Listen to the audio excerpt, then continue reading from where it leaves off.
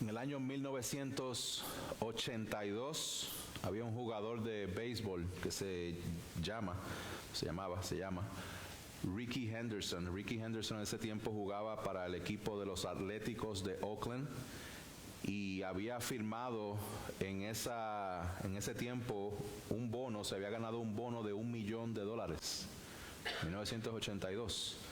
Imagínense una persona que había sido criado en la pobreza con grandes necesidades y ahora es millonario. 4 meses después de recibir el cheque, comienza a desarrollarse un problema bastante grande en la oficina de contabilidad del equipo porque había un descuadre de $1 millón. Y ellos decían, ¿de dónde salió este $1 millón que tenemos extra en nuestra cuenta?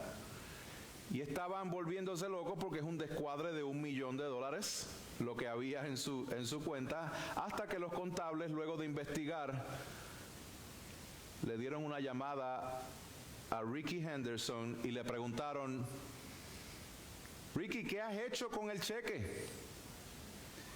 A lo que él contestó bien orgulloso, lo estoy mirando ahora mismo, lo tengo enmarcado en mi cuarto, sin cobrarlo. Hermanos y hermanas, el día de hoy no tenemos delante de nosotros un cheque de $1 millón. Tenemos algo infinitamente de mayor valor que un cheque de $1 millón. Se nos ha dado no un cheque, se nos ha dado un mensaje. El mensaje del Evangelio de Jesucristo, el mensaje del Evangelio que predicamos. El mensaje de Dios que Él usa para salvar a los suyos por medio de la predicación del mismo. Este mensaje tiene poder para dar vida al que está muerto, para resucitar, tiene poder para salvar, tiene poder para sostener. Hermanos y hermanas, el mensaje del Evangelio es lo que Dios ha utilizado para salvarnos y nos lo ha entregado para que lo prediquemos.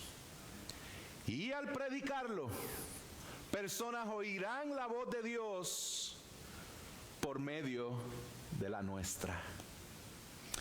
Como título de este sermón, tengo el mensaje que predicamos es poderoso para salvar. El mensaje que predicamos es poderoso para salvar y tengo 3 encasillados que voy a estar desarrollando. El primero va a ser del verso 5 hasta el 13, el cual va a ser el que más tiempo me va a tomar en desarrollar. Y aquí vamos a ver el mensaje que predicamos para salvación. Luego la segunda parte van a ser los versos 14 y 15, titulado El mensaje que predicamos, pero el mensaje que predicamos. Y número 3, del 16 al 21, el mensaje que predicamos, aunque no nos hagan caso. Así que vamos a comenzar a indagar en lo que es uno de los textos más conocidos del creyente, de los textos más famosos y que muchas veces sabemos, pero realmente no lo vemos dentro del contexto en el cual está. No estoy mirando a nadie, me estoy viendo a mí mismo.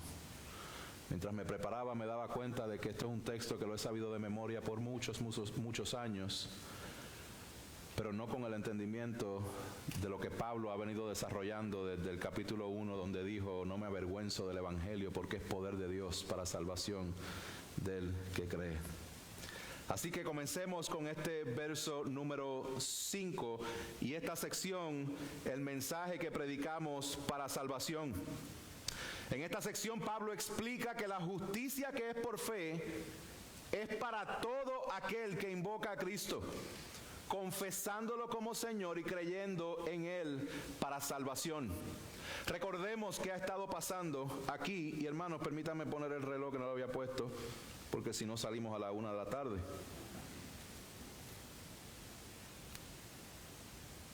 Ok. Capítulo 8 termina Pablo dando una aseguranza increíble de salvación, de que no hay nada que nos pueda separar de él, resaltando unas preguntas en el siguiente capítulo que abre una sección, capítulos 9, 10 y 11, en la cual la pregunta es la siguiente: ¿la palabra de Dios entonces ha fallado? Porque si Dios tiene asegurado a los suyos, tenemos esa seguridad de salvación en Cristo, ¿qué pasó con los judíos? ¿Será que la palabra de Dios ha fallado? A lo cual Pablo contesta: no es que la palabra de Dios haya fallado, sino que no todos los descendientes de Israel son Israel. Esto él lo dijo en el verso 6 del capítulo 9. En resumen, Pablo está estableciendo en este capítulo 9 que Dios es soberano en la salvación y sobre el juicio. Pero al mismo tiempo transiciona un poco en el final del capítulo 9 para determinar que es responsabilidad del hombre. ¿Qué va a hacer con este mensaje?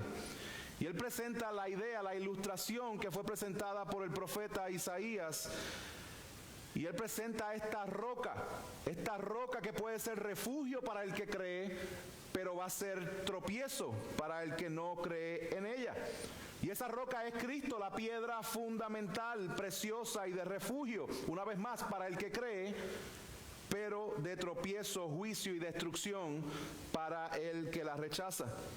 Y así llegamos al capítulo 10, donde estamos ahora, donde Pablo muestra nuevamente su corazón hacia las personas que son hermanos en tradición, en sangre, pero al mismo tiempo que han rechazado a Cristo. Y él dice: yo oro y el deseo de mi corazón es la salvación de ellos. ¿Y qué es lo que había pasado con ellos? Bueno, que rechazaron la justicia de Dios y trataron de establecer la suya propia. El verso 4 del capítulo 10 es clave para entender esta sección, porque Pablo había dicho que Cristo es el fin de la ley para justicia de todo aquel que cree. ¿Qué es eso que el fin de la ley? Bueno, lo dijimos la semana pasada, es la meta, es el objetivo. La ley es este camino donde te lleva a un callejón sin salida, donde hay una roca bien grande, que es la roca que es Jesucristo. Si vas a 100 millas por hora confiando en ti mismo, te vas a destruir con la roca que es Cristo. Si reconoces que no tienes salida y que estás perdido por ti mismo, esa roca se convierte en tu refugio de salvación eterna. Gloria a Dios. Y aquí en estos versos 5 hasta el 8, Pablo da otra descripción en la cual va a estar diferenciando lo que es la justicia por la ley y la justicia por la fe. Y lo va a hacer de una manera bien interesante, porque lo que va a hacer es que va a presentar la justicia por la ley que presenta Moisés versus la justicia por la fe que presenta también Moisés. Aquí va a haber Moisés en una esquina, Moisés en la otra. Y se van a enfrentar el uno con el otro. Vamos a ver eso. Romanos 10, verso 5. Vamos a ver qué fue lo que predicó Moisés acerca de la salvación por ley. Y dice: pues Moisés, en el verso 5, escribe que el hombre que practica la justicia que es de la ley, vivirá por ella. El que practica, o el que confía, o el que obedece, o el que pretende ser salvo obedeciendo la ley, vivirá por ella.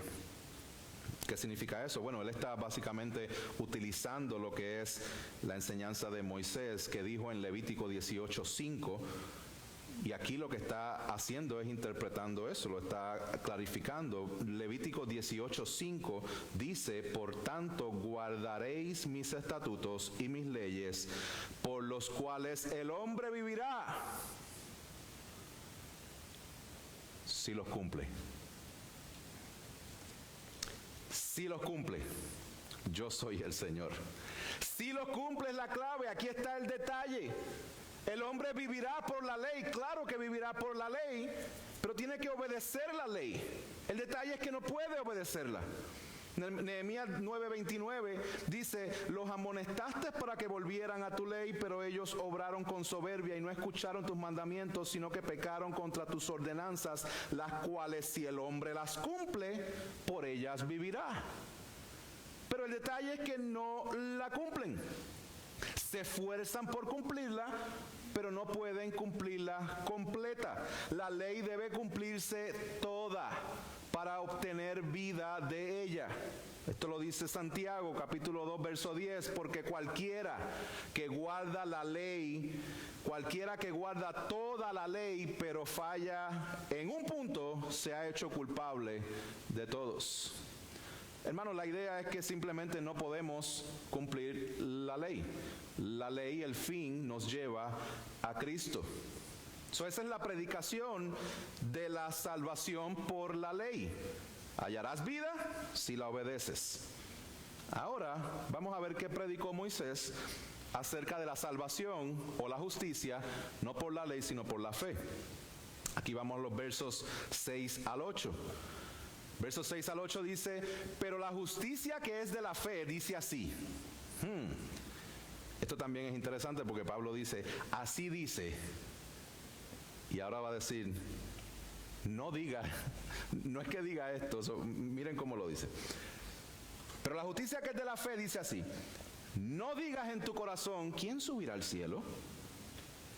Esto es para hacer bajar a Cristo. ¿O quién descenderá al abismo? Esto es para subir a Cristo de entre los muertos. Ahora sí. ¿Pero qué dice? Cerca de ti está la palabra, en tu boca y en tu corazón. Pablo está citando al mismo Moisés, pero no en Levítico, sino en Deuteronomio capítulo 30. Y entender el contexto de Deuteronomio capítulo 30 es bien importante. Si entendemos qué estaba sucediendo al final de Deuteronomio, sabemos que esto es lo último de la vida de Moisés. Sabemos que se aprestan a entrar a la tierra prometida, siguiente va el libro de Josué. Entonces el pueblo de Israel, a punto de entrar a la tierra prometida, recibe este último sermón de Moisés, de que el pueblo iba a recibir bendición si obedecen, maldición si desobedecen, y Dios mismo sabe que iban a desobedecer. Y Dios mismo le da la promesa de que después de la desobediencia iba a haber una intervención de parte de Dios. Mira lo que dice el verso 6 de Deuteronomio 30 en ese mismo capítulo. Dice, además el Señor, tu Dios, circuncidará tu corazón y el corazón de tus descendientes para que ames al Señor tu Dios con todo tu corazón y con toda tu alma, a fin de que vivas. Después que rechaces la ley, va a haber una intervención de Dios para que en esa intervención puedas encontrar la vida. Veamos los textos que está citando Pablo. Ese mismo capítulo, verso 11 en adelante, dice, este mandamiento que yo te ordeno hoy no es muy difícil para ti ni fuera de tu alcance. No está en el cielo para que digas, ¿quién subirá por nosotros al cielo para traérnoslo y hacérnoslo oír a fin de que lo guardemos? Ni está más allá del mar para que digas, ¿quién cruzará el mar por nosotros para traérnoslo y para hacérnoslo oír a fin de que lo guardemos? Pues la palabra está muy cerca de ti, en tu boca y en tu corazón, para que la guardes. Mira, yo he puesto hoy delante de ti la vida y el bien, la muerte y el mar.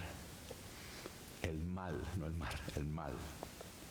En resumen, Moisés está diciendo que la justicia de la fe es de fácil acceso. Lo que está diciendo Moisés es que la enseñanza es la misma. Vives por la ley, tienes que obedecer toda la ley. Pero va a haber una justicia que es la justicia de la fe. Y esta justicia es accesible. es de fácil acceso. ¿Por qué nosotros podemos decir que es de fácil acceso? Porque es la obra que Cristo ha completado. La obra de Cristo completada. Por consiguiente, no eres tú el que tiene que llegar al cielo, tocar la puerta del cielo y tratar de convencer a Dios que te deje entrar. No eres tú el que tiene que ir a vencer la muerte. En otras palabras, esto ya está hecho. Cristo lo ha completado. Cristo está cerca por medio de la predicación de su evangelio. Cristo está en el corazón y en la boca de cada creyente. En resumen, la ley no es el camino para ser salvo. La ley o las obras no es el camino a la justicia, a menos que la cumplas a la perfección, lo cual es imposible. La ley nos apunta a la justificación por fe en Cristo, el cual está cercano y fácilmente accesible por su evangelio. Esto es lo que Pablo dice en Gálatas 3:24, de manera que la ley ha venido a ser nuestro ayo para conducirnos a Cristo, a fin de que seamos justificados por fe. La ley nos apunta a la justificación por fe. Y ese es el mensaje que Pablo está diciendo. Eso es lo que lleva diciendo Moisés desde Levítico, y es lo que lleva diciendo Moisés desde Deuteronomio, es lo que yo continúo predicando ahora. Ese es el mensaje de la justicia por fe, y Pablo dice, y ese es el mensaje que yo predico. Verso 8 dice, la parte B, es decir, la palabra de fe que predicamos. ¿Cuál es esa palabra de fe que predicamos? Aquí está, verso 9 y verso 10. Que si confiesas con tu boca a Jesús por Señor y crees en tu corazón que Dios lo resucitó de entre los muertos, serás salvo. Porque con el corazón se cree para justicia y con la boca se confiesa para salvación. Este es el mensaje que predicamos para salvación. Y este mensaje tiene una implicación, contesta dos preguntas y demanda una respuesta. ¿Ok? Este mensaje tiene una implicación. ¿Cuál es esa implicación? Está hablando aquí de que serás salvo. Corazón se cree para justicia y con la boca se confiesa para salvación. Alguien que está clamando por salvación significa que no la tiene. Significa que hay un estado de pecado en el cual todo ser humano necesita salvación, por cuanto todos pecaron y fueron destituidos de la gloria de Dios. Esto es lo que Pablo ha estado estableciendo desde el principio, esta implicación de este mensaje. Que todos pecaron, no hay quien busque a Dios, no hay quien entienda, por cuanto todos pecaron. Todo ser humano necesita ser rescatado de la condenación del pecado. Y quiero aclarar, porque hay diferentes tipos de pecado, y hay pecados escandalosos, visibles, externos, públicos, los cuales lo podemos hacer una lista súper extensa. Y típicamente la persona mira la lista de pecados públicos y escandalosos y dice, yo estoy bien porque yo no hago esto, ni soy un borracho, ni soy un alcohólico, ni soy un drogadicto, ni soy un asesino, yo estoy bien. No, pero aquí está hablando no de pecados externos, aquí está hablando de pecado. La paga del pecado es muerte, y hay pecados que están adentro que nadie ve, pero que tú mismo sabes que están ahí. Pecados de soberbia, pecados de arrogancia, pecados de orgullo, pecado de creerte ser Dios, pecado de creer que no necesitas de Dios, pecado de pensar que puedes salvarte a ti mismo. Hay muchos pecados internos los cuales nos llevan a la condenación.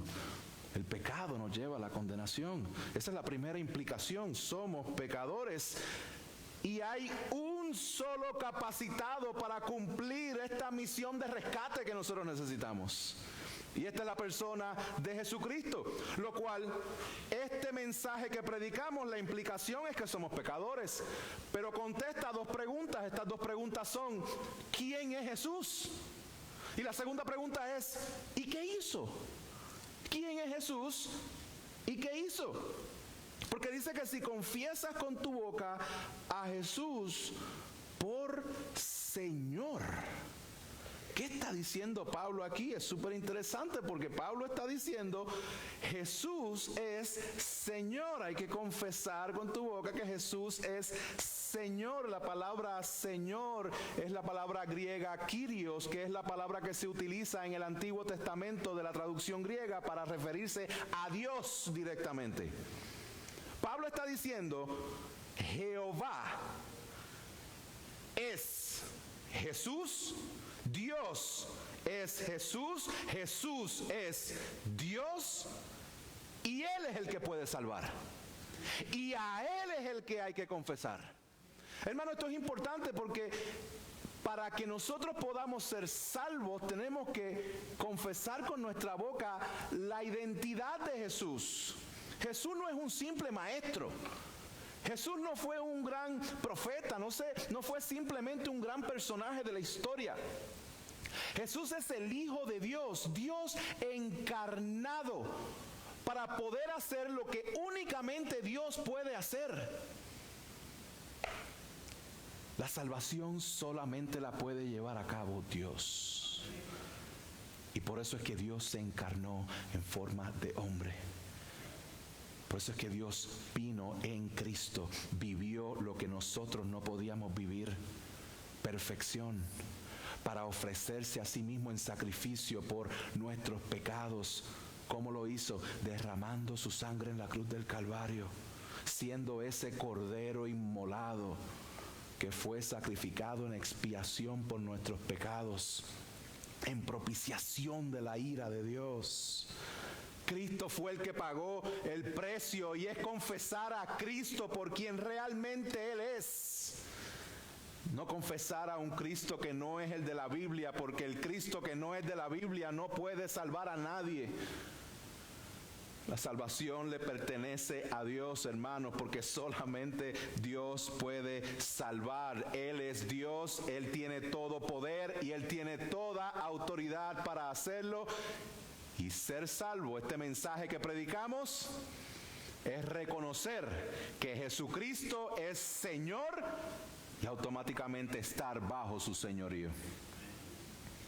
¿Qué hizo Jesús?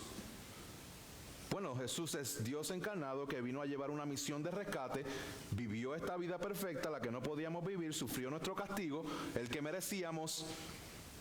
Él hizo la obra redentora que fue aceptada por el Padre cuando lo resucitó de entre los muertos.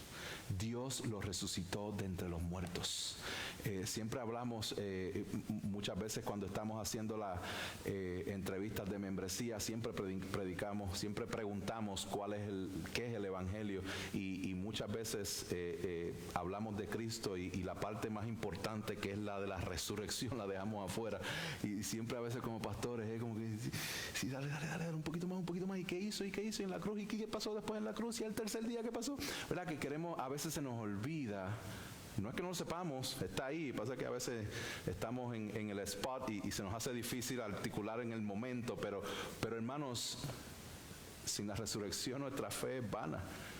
Nosotros creemos que el sacrificio de Jesucristo fue aceptado porque Dios lo levantó de entre los muertos.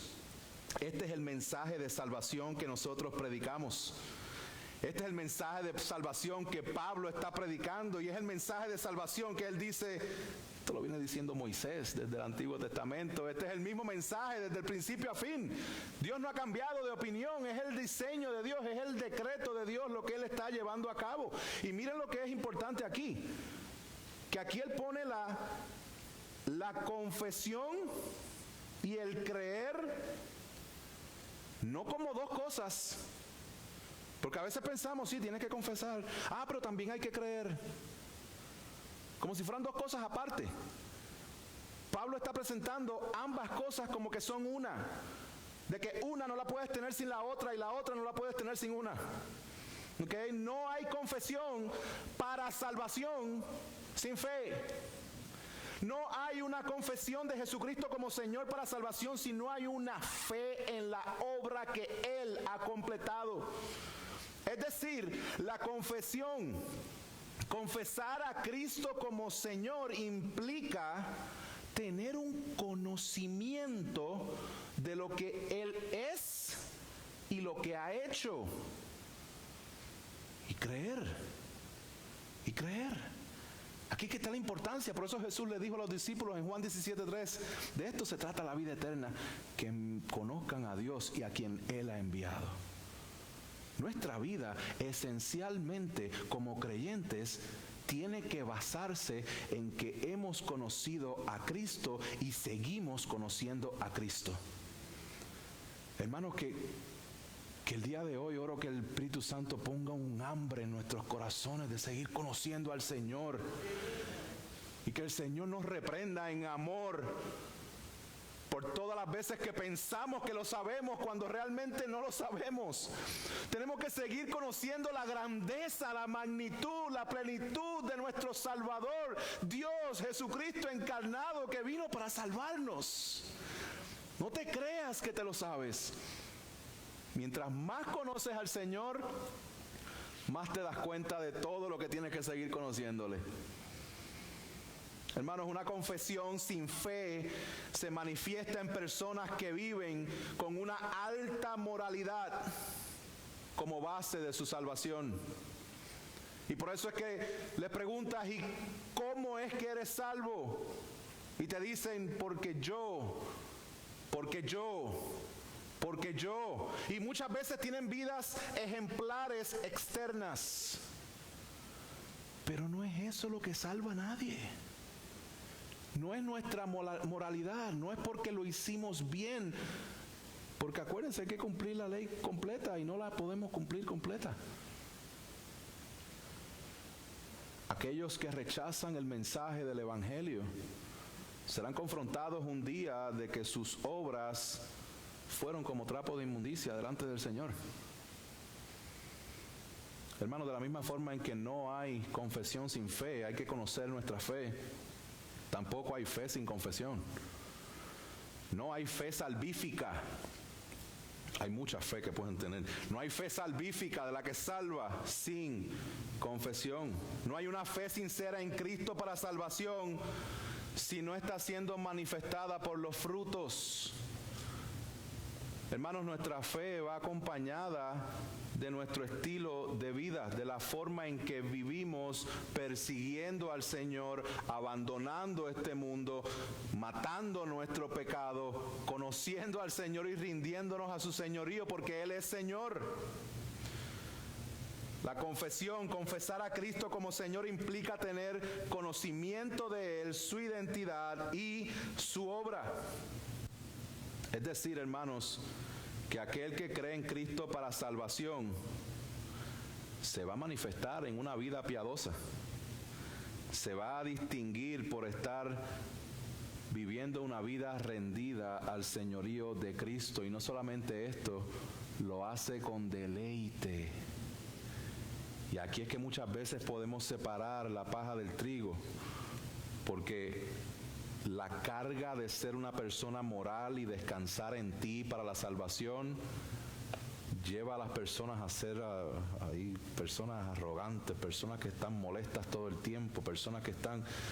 No, cuando nosotros tenemos el gozo de la salvación, un distintivo de un creyente debe ser que nosotros vivimos una vida donde se pueda ver el gozo del Señor. Son maneras de nosotros identificar dónde realmente estamos, de lo que tenemos que arrepentirnos. ¿Por qué? Porque este es el mensaje que predicamos. Predicamos a Cristo como Señor y predicamos que Dios lo levantó de entre los muertos. La pregunta que yo te hago es, ¿cuál es el mensaje que has creído? ¿Y cuál es el mensaje que predicas? ¿Conoces tu pecado y las implicaciones de tu pecado? ¿Te has puesto a pensar que la solución de tu pecado viene con la intervención de Dios? En otras palabras, Dios tuvo que venir a solucionar tu problema de pecado. Así de grande es. ¿Conoces la identidad de Cristo y buscas seguir conociéndole cada día? ¿Conoces lo que Dios ha llevado a cabo en la persona de Cristo para poder salvar a los pecadores? Hermanos y hermanas que están en Cristo, es bastante común que durante nuestra vida caigamos en tendencias que nos lleven a depender de nosotros mismos en vez de lo que Cristo hizo. Eso es común. También es común que por momentos no reflejemos a Cristo en nuestro comportamiento y no reflejemos una vida piadosa o el gozo del que les hablaba. Es común que pasemos por eso en ciertas partes de nuestra vida. Lo que no es común es que desarrollemos una consistencia en depender de nosotros mismos. Lo que no es común es que hablemos de salvación y automáticamente pensemos en nosotros y no en Cristo. Lo que no es común es que seamos confrontados por la palabra de Dios y que pensemos de manera consistente que eso no nos está hablando a nosotros, eso se está refiriendo al de al lado. Lo que no es común es que si tenemos a Cristo en nuestras vidas se parezcan más a la gente que no tiene a Cristo que los hermanos que están en Cristo. Lo que no es común es decir que estamos comprometidos con Dios para la eternidad, pero no estamos comprometidos con el pueblo suyo, que es la iglesia. Hermanos, ser salvo no se trata de una confesión que hice un día en mi pasado. Ser salvo se trata de una persona que cada día confiesa a Cristo como Salvador y Señor y cada día cree que Dios lo levantó de los muertos. No es un día, este es nuestro estilo de vida. No es una oración que hiciste 15 años atrás. La pregunta es, ¿estás creyendo hoy? Amigo o amiga que no estás en Cristo o no estás seguro si lo estás, ¿será que tú puedes ser salvo? Pablo se apresta a decir quién puede ser salvo. Y estas son buenas noticias para ti el día de hoy. Romanos 10, verso 11 hasta el 13 dice: pues la Escritura dice, todo el que cree en Él no será avergonzado, porque no hay distinción entre judío y griego, pues el mismo Señor es Señor de todos, abundando en riqueza para todos los que le invocan. Porque todo aquel que invoque el nombre del Señor será salvo. Pablo dice, la salvación es para todo aquel que invoca el nombre del Señor. Si no estás en Cristo o no estás seguro, invoca el nombre del Señor, invoca reconociendo de que Dios vino a rescatar y hacer por ti lo que no podía hacer. Invoca al nombre del Señor pidiendo que te rescate, que te salve de la manera de vivir, que te salve y te limpie de los pecados. En resumen, hermanos, nosotros vamos a ver aquí como Pablo nuevamente nos recuerda al profeta Isaías, cuando dice en el verso 11, todo el que cree en Él no será avergonzado. Está hablando de ese momento donde vamos a ser juzgados delante de Dios. El que cree en Él hoy y sigue creyendo, ese día no va a ser avergonzado. Pero nota la diferencia, porque Pablo, si se fijan, había utilizado esa misma cita unos versos antes. La utilizó en Romanos 9, verso 33, pero con una pequeña diferencia. En el verso 9:33, la parte B dice, y no voy a decir a ver si se dan cuenta cuál es la diferencia. 9:33b dice, y el que crea en Él no será avergonzado. 9:33 dice, y el que cree en Él no será avergonzado. Pero el 10:13 dice, porque todo aquel que invoque el nombre del Señor será salvo. Todo. No importa de dónde vengas, no importa cuál es tu trasfondo, No importa cuán grande ha sido tu pecado, no importa si tienes dinero, no importa si estás pobre y estás, como decimos en Puerto Rico, pelado.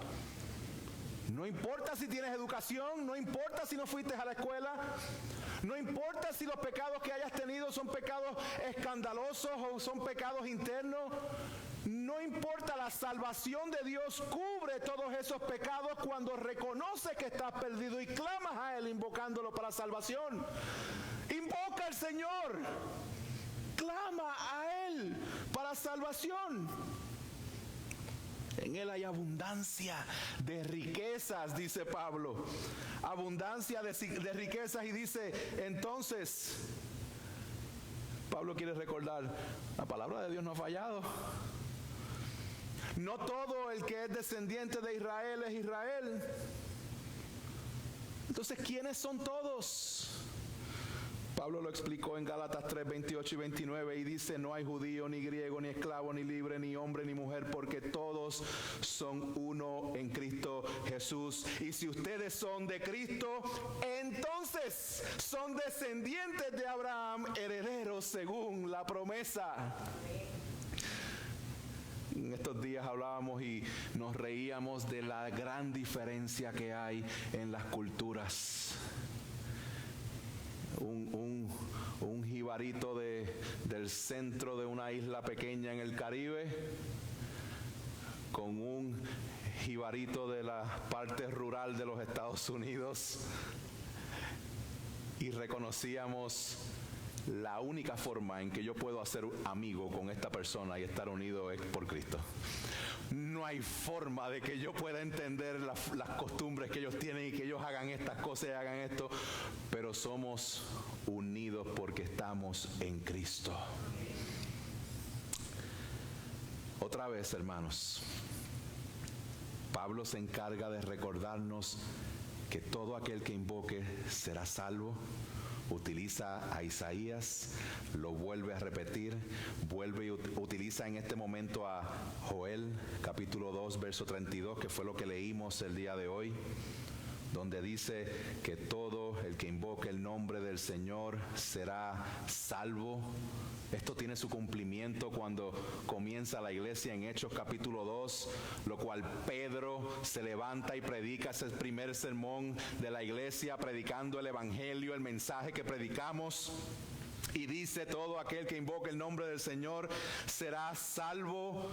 Hermanos, desen cuenta de esto, el mensaje de Moisés es el mismo que el de Isaías, que el de Joel, que el de Pedro, que el de Pablo, y el tuyo y el mío hoy.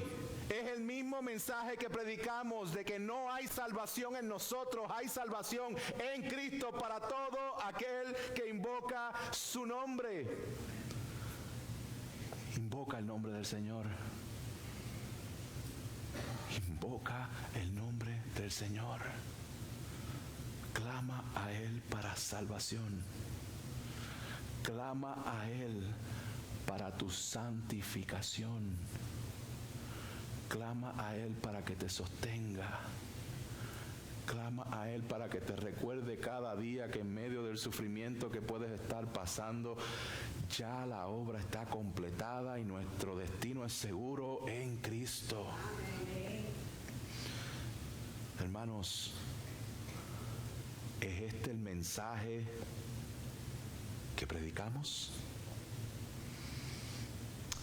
Pablo desarrolla una secuencia de preguntas que en cierta manera nos ayuda a entender de manera lógica la manera en que Él salva. En el verso 14 y 15, Él va a hacer 4 preguntas y una gran declaración. Aquí estoy entrando al segundo punto. Le dije que el primero iba a ser más largo que los otros. Estos son un poco más cortos. Pero miren esto. Hay que creer en Cristo. Hay que invocar a Cristo. Pero Pablo comienza a decir preguntas, y la primera es la siguiente: ¿cómo pues invocarán a aquel en quien no han creído? ¿Y cómo creerán en aquel de quien no han oído? ¿Y cómo oirán sin haber quien les predique? ¿Y cómo predicarán si no son enviados? Tal como está escrito, cuán hermosos son los pies de los que anuncian el evangelio del bien. Vamos rapidito por estas 4 preguntas. La primera, ¿cómo? Pues invocarán a aquel en quien no han creído. Por eso te predicamos a Cristo, por eso compartimos quién es Cristo y compartimos lo que hizo Cristo para que entonces puedas creer en Cristo, porque si no crees, si no escuchas lo que Él ha hecho, no hay forma en que puedas invocar a Él para salvación. ¿Cómo van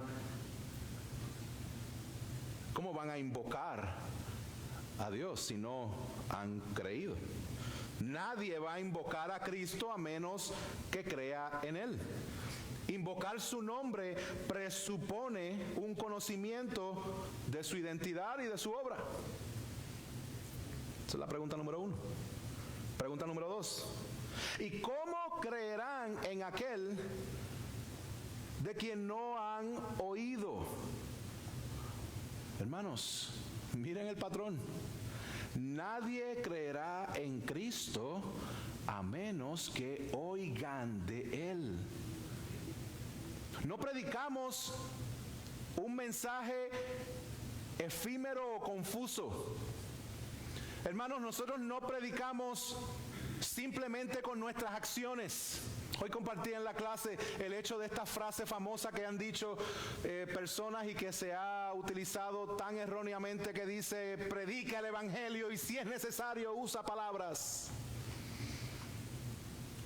Refiriéndose a tienes que vivir una vida y tu testimonio es el que va a proclamar el evangelio de Cristo. No, porque el mensaje que tenemos se comparte con palabras.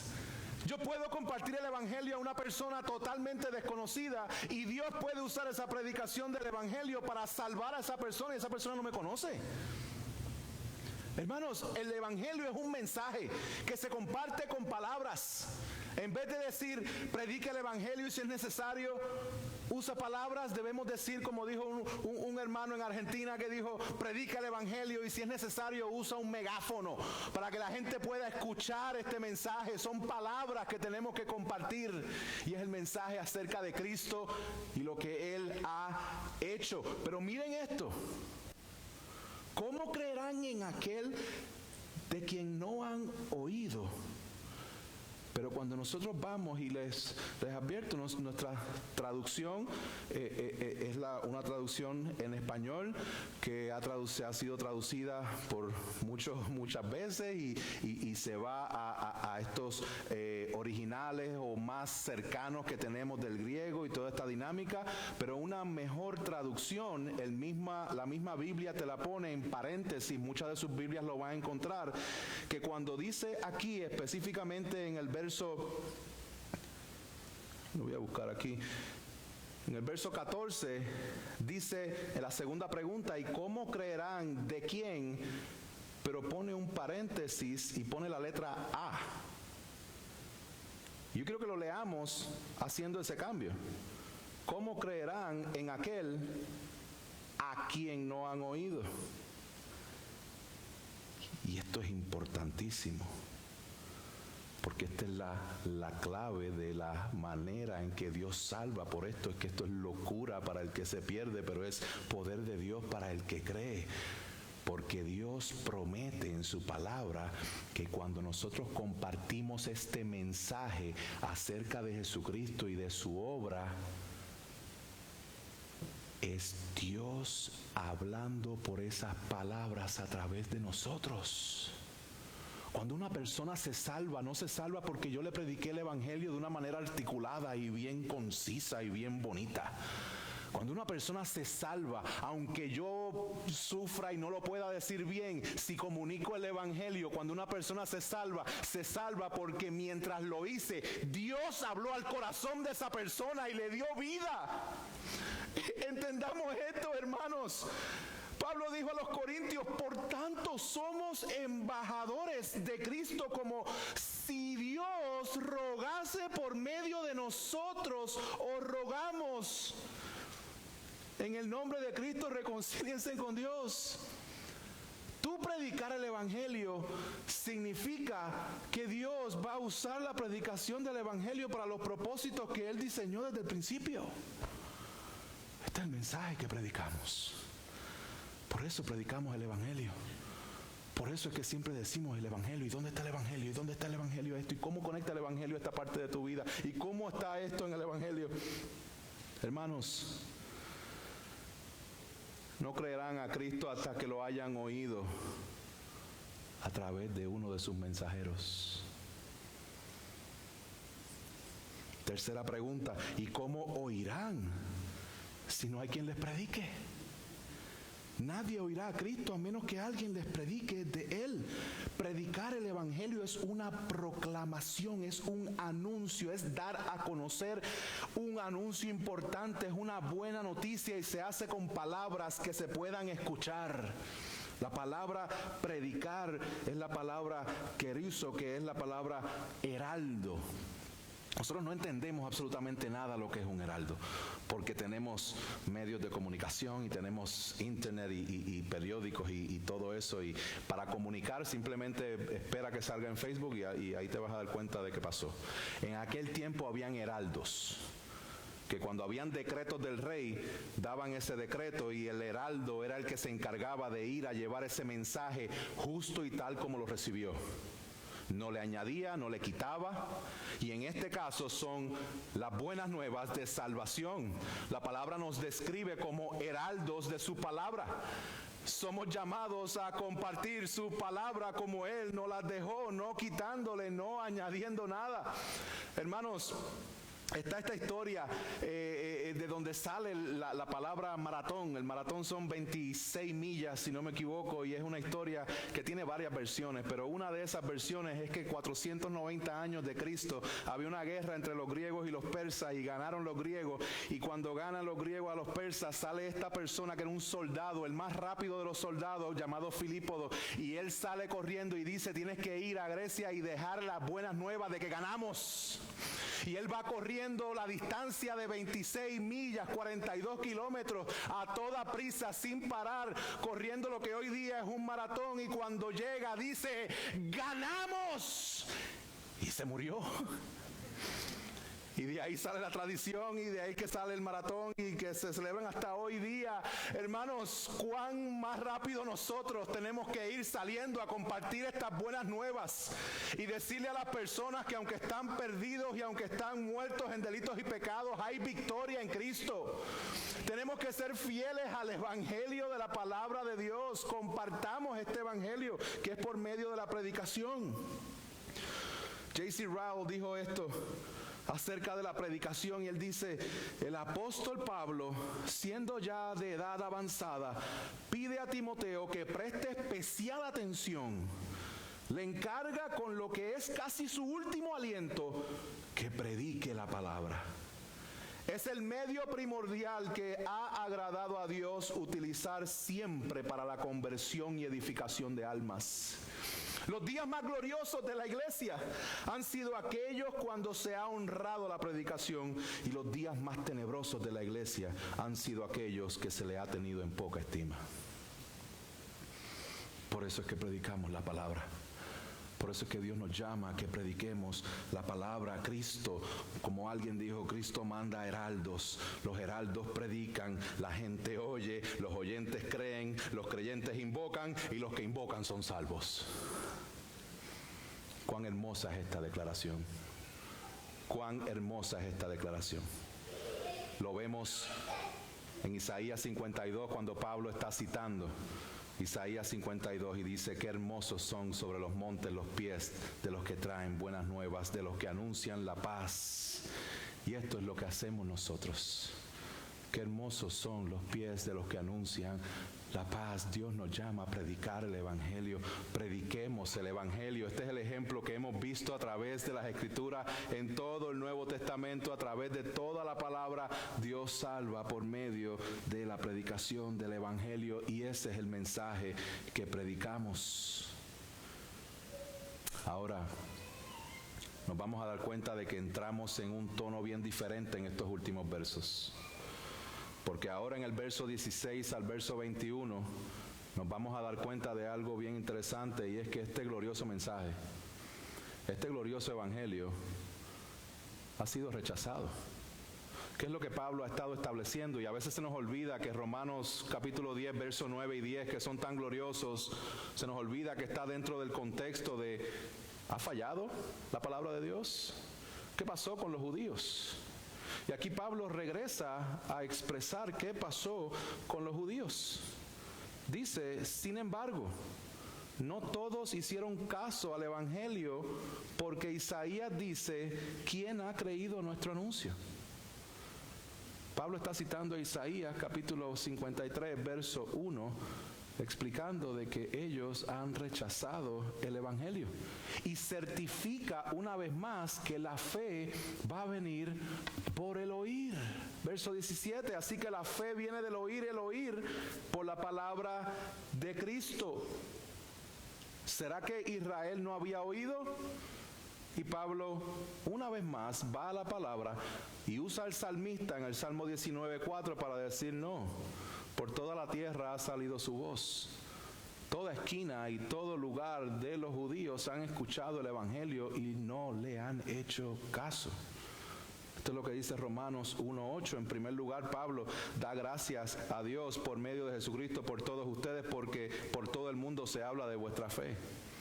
Esta fe en este tiempo ya había sido compartida a todos los judíos, pero no le hicieron caso. ¿Será que Israel no sabía? No. Pablo otra vez regresa a Moisés, citando a Deuteronomio 32 y verso 21, y citando a Isaías 65:1. Moisés en Deuteronomio, Isaías en 65:1, para decir, no es que ellos no sabían. Y aquí está el motivo. El motivo es que ellos eran rebeldes. Dice Isaías 65:2, extendí mis manos todo el día hacia un pueblo rebelde que anda por el camino que no es bueno en pos de sus pensamientos. Hermanos, como está escrito, Israel rechazó el evangelio, no hizo caso a este glorioso el evangelio. Ellos recibieron todos los beneficios de ser escogidos de Dios para que de ahí saliera el Salvador. Recibieron los oráculos de Dios, recibieron al Mesías, recibieron su enseñanza, su vida, su testimonio, y los rechazaron estando cerca. Escúchenme bien, hermanos. Y yo sé que ya es la hora de irnos y nos ponemos un poquito impacientes. Hermanos, usted no está más impaciente de yo por terminar porque sé que se me pasó la hora. Pero escúcheme bien en esto. Lo peor que pueda suceder es que caigamos en la costumbre de sentarnos en estas sillas domingo tras domingo, estando cerca de la palabra de Dios, pero no le hagamos caso a la palabra de Dios. Esto lo digo con un tono de mucho dolor y con extrema carga. Hermano, evalúa tus frutos, pero evalúa tus frutos con una persona madura que pueda darte esa evaluación de acuerdo a la palabra de Dios. Dios nos ha dado el uno al otro. Dios no tiene esta iglesia para que simplemente la llenemos el domingo.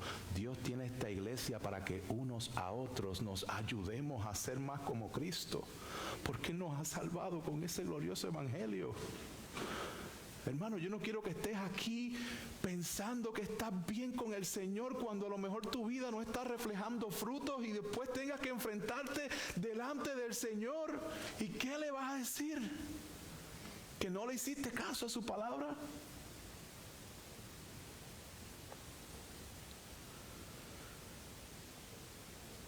Hermano y hermana, ¿qué has hecho con el cheque que te han entregado? No el cheque de $1 millón de al principio. ¿Qué has hecho con este mensaje tan glorioso?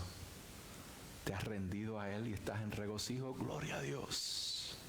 ¿Qué estás haciendo con este glorioso mensaje? ¿Lo estamos predicando? Porque es nuestro llamado predicar este evangelio, es nuestro llamado que nosotros vengamos aquí a poder ser equipados para llevar a cabo la obra del ministerio. Conoce al Señor, conócele, búscalo por la palabra. Hermanos, nosotros tenemos oportunidades de crecimiento en la palabra de Dios cada vez que nos reunimos. Últimamente los servicios han estado un poquito con menos audiencia, especialmente los días miércoles.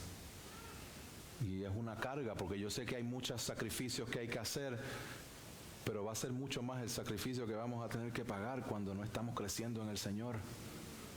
Tratemos de hacer los esfuerzos para ajustar nuestros horarios y para que podamos tener la reunión de los santos como una prioridad en nuestra vida. ¿Por qué? Porque cada reunión de los santos, esto que está aquí es el centro de cada reunión y la estamos enseñando para equiparlos a ustedes, pero si no vienen no pueden ser equipados.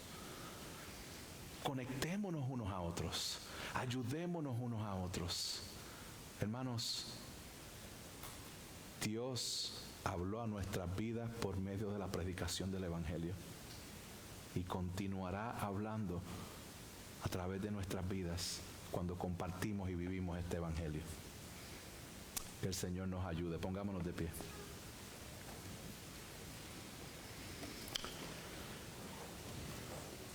Padre Celestial,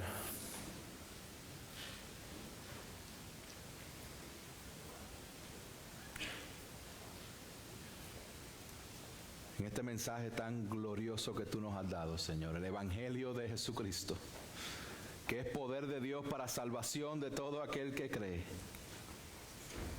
Lo recibimos con gozo, con alegría, con regocijo, Señor, pero al mismo tiempo con un pesar por todos aquellos que lo rechazan y no le hacen caso. Padre Celestial, yo te pido que tengas misericordia, que nos permitas descansar en ti, que la salvación no depende de nosotros sino de ti. Ayúdanos a poder orar cada día, tener un deseo ardiente en el corazón nuestro por las personas que no tienen a Cristo a nuestro alrededor.